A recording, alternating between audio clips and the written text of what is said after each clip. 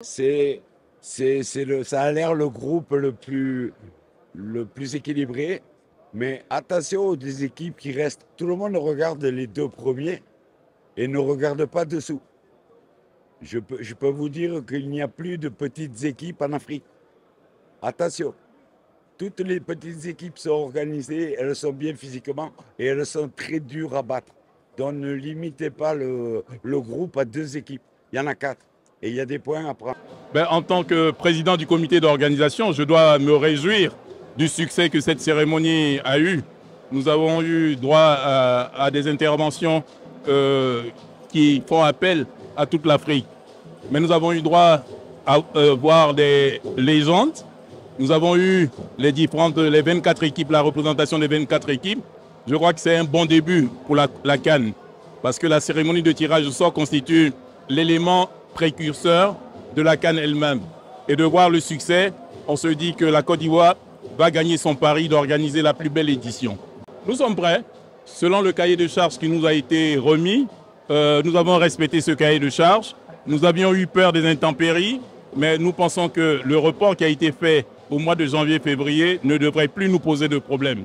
Il y a eu l'incident des BIMPE. Nous avons testé les nouveaux stades et aujourd'hui, je peux dire que la Côte d'Ivoire est prête comme elle a promis. Les stades sont fonctionnels? Tous les stades sont fonctionnels.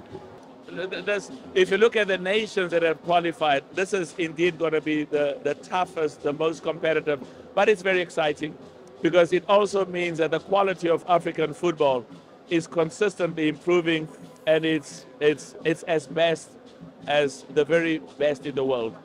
What legacy you want this AFCON to leave? Well, I think I want the Prime Minister to answer first and I'll respond. The legacy of, asking the question.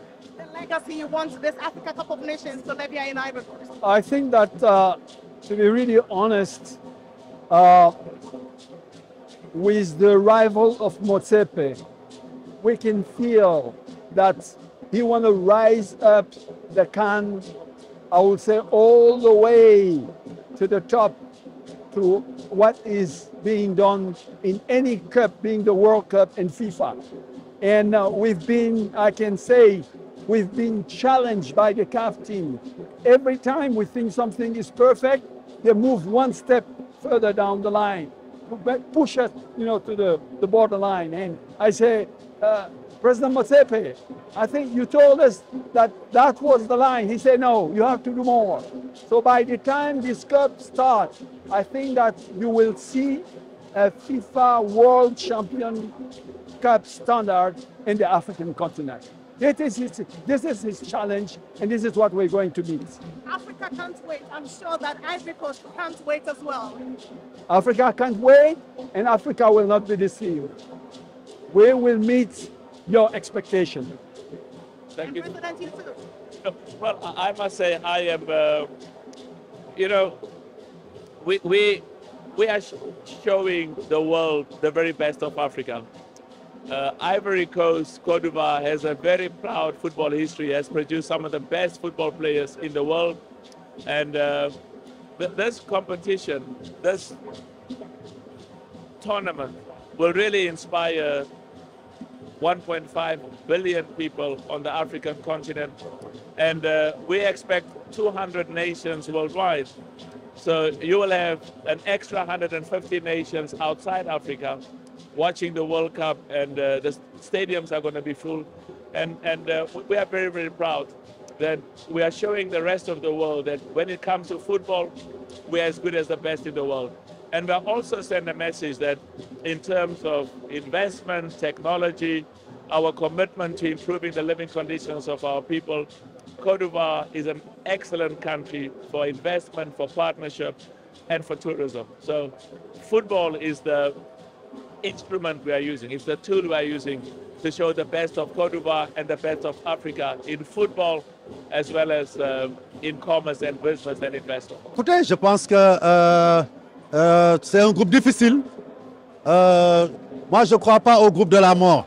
Parce que les vrais groupes, ce sont les vrais groupes difficiles, c'est ceux qui ne sont pas des groupes de la mort, où on dort sur ses lauriers et on se fait surprendre.